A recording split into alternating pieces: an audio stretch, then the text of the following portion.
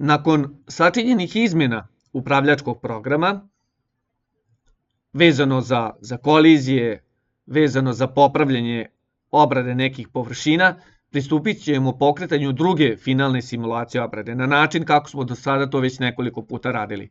Krećemo Simulate Toolpath. Isto ćemo ovdje ići korak po korak da vidimo po segmentima kako to izgleda, da li smo dobro spustili ono zabušivanje rupe, bušenje, takođe, da li nam se javlja ovdje kolizija, da li nam se prilikom ovoga izrade cilindričnog džepa, pa u prvom dijelu ovoga malog ovdje prizmatičnog ovog džepa i tako dalje. Znači stavit ćemo da nam ide do sljedećeg alata, i ovdje su nam u ovom segmentu, u ovom zapravo delu, kolizije sve aktivne i uključene. Krećemo, face mill kao i prvi put, sve prošlo dobro, idemo dalje, zapreminsko skidanje materijala.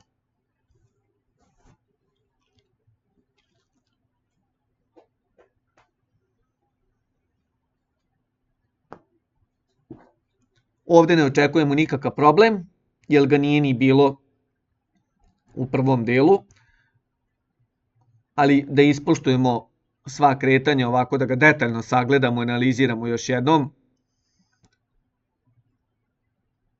prvenstveno mislivši na one korekcije koje smo pravili i koje smo uvrstili kao neophodne.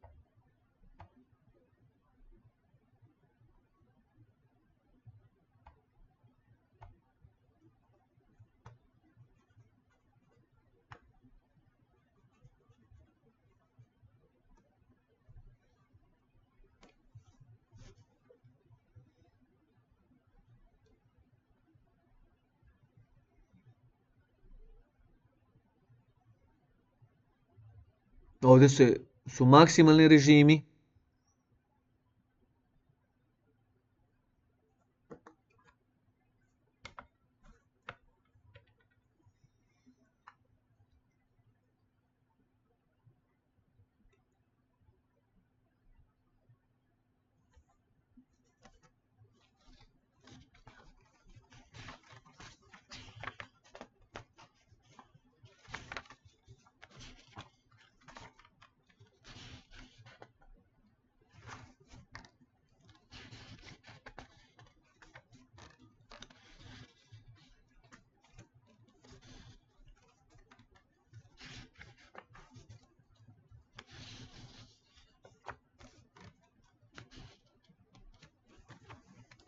Završio je ovaj alat, da vidimo u presjeku kako izgleda. Ovdje se vidi taj najgrublji mogući step down efekat u Z nivou. Step down efekat, to je znači kada glodal ide ovako stepenasto ka dole. Dobro. Vraćamo kako je bilo. Idemo sljedeći alat da vidimo. Aha, ovo ravnanje, dobro.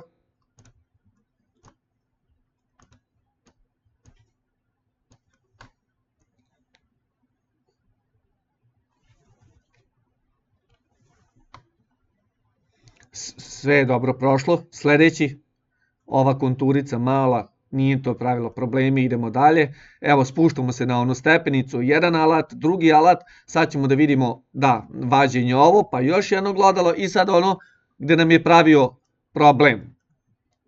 Evo ga, obrađeno sve kako treba, nema kolizije, zato što smo povećali ovu dimenziju, dakle drška i ovaj rezni deo smo povećali za 10 mm i nema kolizije, što je bio i cilj. Idemo dalje. Zabušivanje ove male rupe, to je i prvi put bilo u redu. Bušenje rupe, jeste rekli smo da nije baš reprezentativan primer. Sada vidimo da li smo ovdje uspeli da pogodimo ovo što smo htjeli. Evo ga, zabušili smo rupu idealno, ako na nešto možemo da kažemo da je idealno, mada ništa na svetu nije savršeno. I da vidimo, bušenje će sad isto krenuti da se vodi sprem ovoga zabušivanja i krenut će bukvalno od mesta gde je zabušeno, a ne od gornjeg nivoa. Znači, brzi hod burgije ide i 7 mm ovih od ovoga nivoa, gornjeg nivoa ove površine džepa do rupe. Idemo, bušimo, to ide jako velikom brzinom, probušena je rupa. Iz ovog ugla se misli da je to glodalo, ali nije, to je burgija. Dobro, ide sledeći alat, glodalo, koje je ovde vidite Route Mill 6, pa Contour Mill 4, znači to su glodala koje se menjaju. Idemo dalje, nema nigde još nikakve kolizije, odlično, evo ga, ponovo, nije ponovo, nego nemamo koliziju između alata i ovoga dela koji je brzim hodom se prešlo dole, to su one izmene, odnosno korekcije što smo radili u prethodnom koraku. I sad ćemo da budemo strpljivi, da sačekamo da se izvadi ovaj materijal. Možemo ovde da stisnemo pauzu, da presečemo, da vidimo kako to izgleda. Znači, rekli smo ovaj step down efekat se skida. Ovde ne može da se pokrene zato što ide ovako jako sporo. Znači, vratit ćemo kako je bilo, da bismo ubrzali. Za sada sve ide kako treba, kako smo i naumili.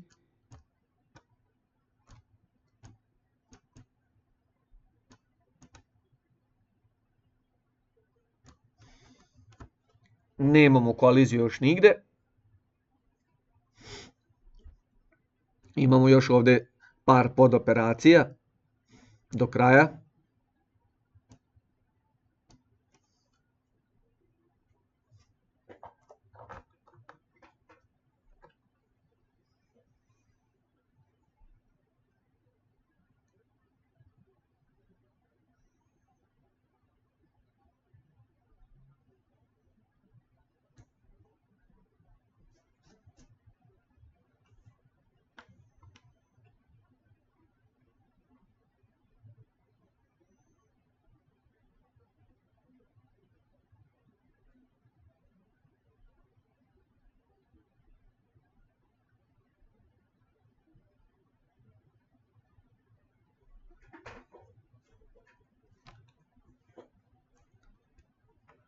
Sledeći alat.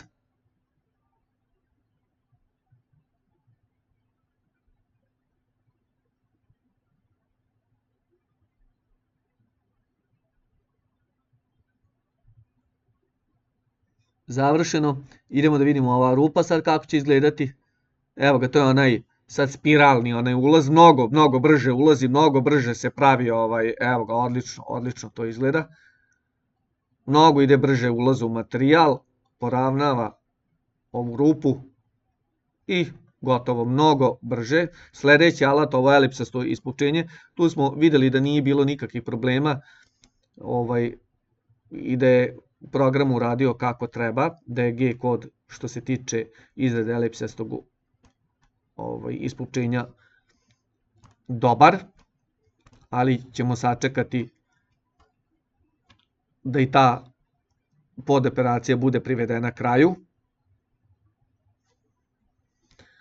Još jedna interesantna stvar vezana za presek, možemo da stavimo ovde presek i ovde pomeramo ove ravni x, y, x, y, y, z, x, z.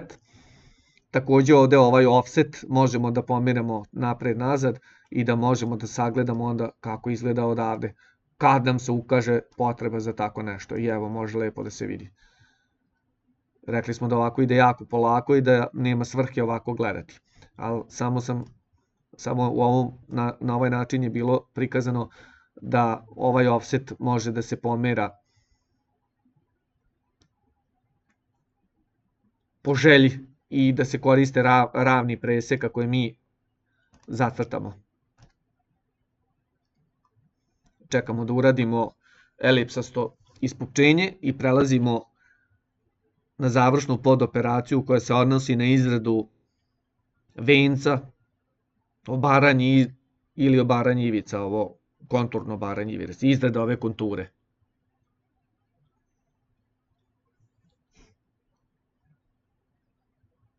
Za koju smo se opredelili za onaj specifičan alat, onaj Counter-Strike.